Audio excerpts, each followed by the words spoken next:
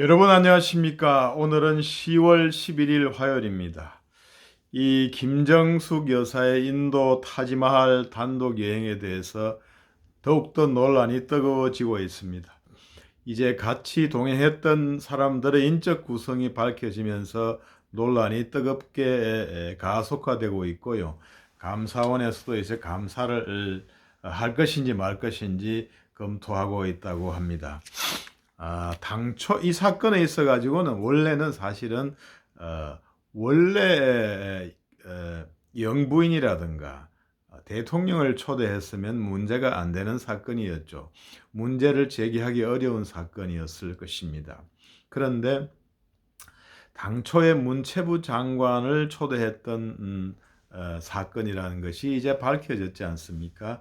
그것 때문에 이제 원래 장관이 가야 될 사건인데 영부인이 가게 되었다. 그것도 이제 청와대에서 영부인을 좀 초청해 줬으면 한다는 그러한 뜻을 전해서 다시 영부인도 초대하게 되었다. 그래서 타지마할에 가게 되었다는 것인데 당초에 이제 장관을 초대했다는 그러한 사정이 밝혀짐으로써 쓸데없이 개인의 영부인의 사적인 여행 목적을 위해서 따라 붙어 가지고 국고를 낭비한 사건이 아닌가 이렇게 해서 지금 여론이 들끓고 있는 것입니다. 그리고 이 사건은 이제 청와대에서는 뭐 대통령을 초청하는 사건이다 이렇게 얘기를 하지만은 실제로는 이 타지마할 여행 4개월 전에 대통령하고 영부인은 인도를 국빈 방문을 했다고 되어 있지 않습니까? 그러면 영부인 대동하고 방문한 지 4개월이 지나서 다시 그 나라에서 영부인하고 대통령을 초대한다. 이런 것은 있을 수가 없는 그러한 사건이죠. 그래서 4개월 전에 영부인하고 대통령 인도를 방문해 왔는데 다시 4개월 만에 바쁜 대통령을 영부인을 초대할 리는 만무하다. 이렇게 되어 있습니다. 이래서 이러한 어떤 인도 방문 자체가 어떤 구조적으로 장관이 가야 될 사건이었다.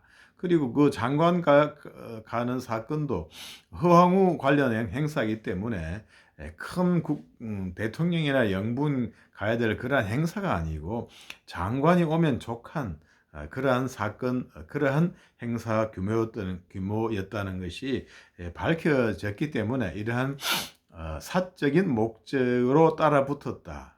이러한 구도가 이미 이제 드러나게 된 것입니다.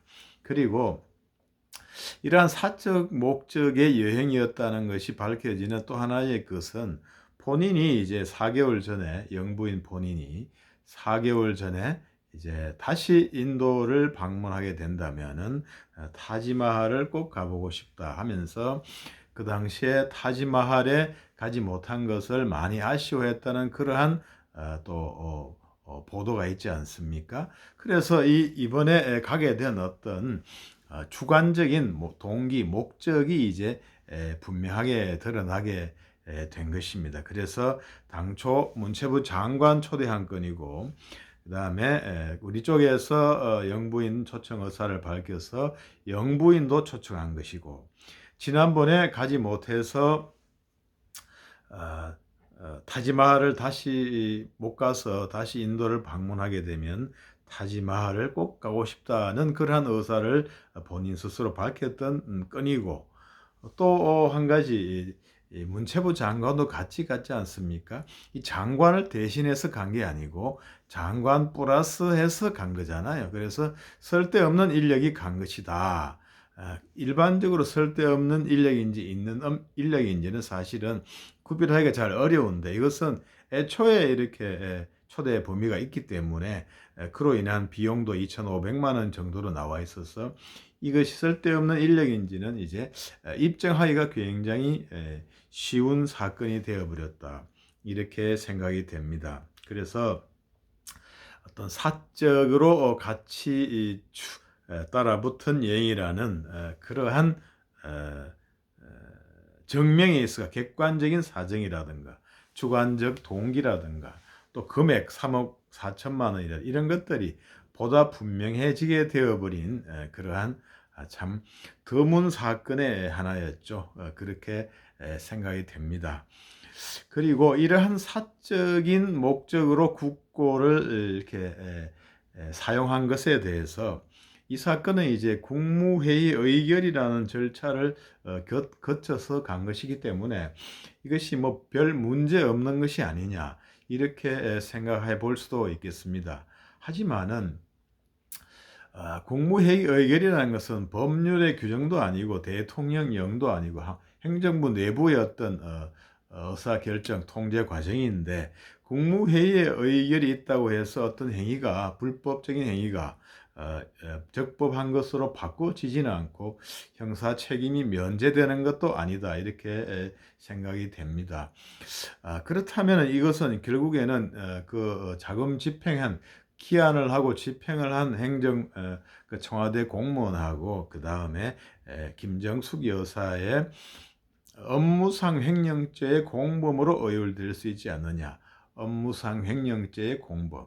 지난번에 이제 이재명 도지사 관련해서 거기 배 씨하고 이렇게 배 씨가 공무원이죠. 배 씨하고 김혜경 씨 이렇게 공범으로 이렇게 되는 것인데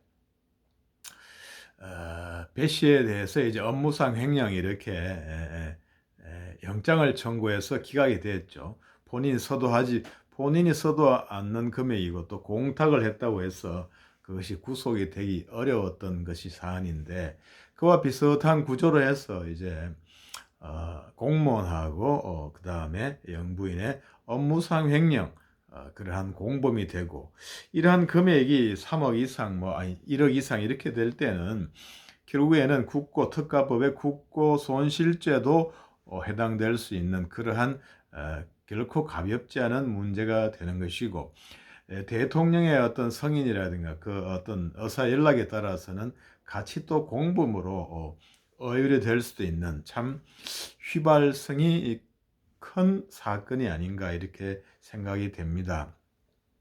대통령이 지금 청와대 관련돼 있어가지고 이렇게 뭐냐 하면은 어부 강제 북송 사건이라든가 서해 공무원 피격 사건 뭐 이런 거 사건이 참 여러 가지 지금 수사를 하고 있는 것으로 알고 있지만은 형 자체는 이 사건이 이 업무상 횡령 이러한 사건들이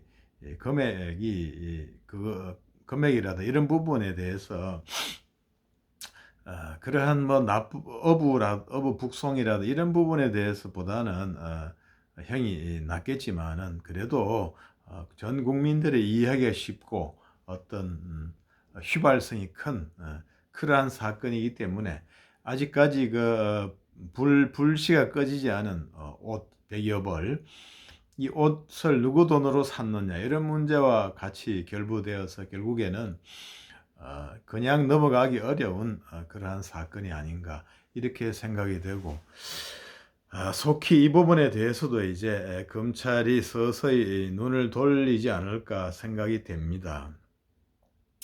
뭐 지금까지는 여러 가지 이재명 관련 수사라든가 여러 가지 뭐 대통령 주변의 어떤 장관이라든가 이런 수사를 하느라고 이제 이 부분은 이제 좀 뒤로 밀어놨겠는데 이제 국민의 비난이 심해지고 서서히 여론이 들끓게 되면은 어쩔 수 없이 수사를 해야 되고 그것이 청와대 내부 대통령에까지 연결이 되지 않을까 수사가 번지지 않을까 이런 생각을 해봅니다. 이 사건이 2018년 11월 달에 이렇게 일어난 타지마할 인도 관광인데 결국은 2017년도에 탄핵으로 인해서 집권을 해가지고 1년 남짓 사이에 여러 가지로 느슨해지지 않았느냐.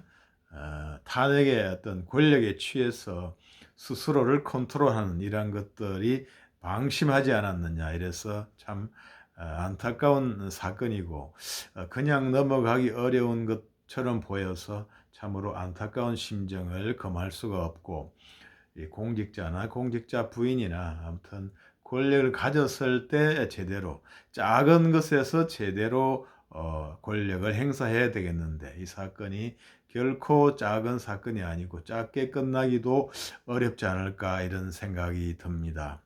이상 물개소리 연구소 김도균이었습니다. 여러분 구독, 좋아요 부탁드리겠습니다. 감사합니다.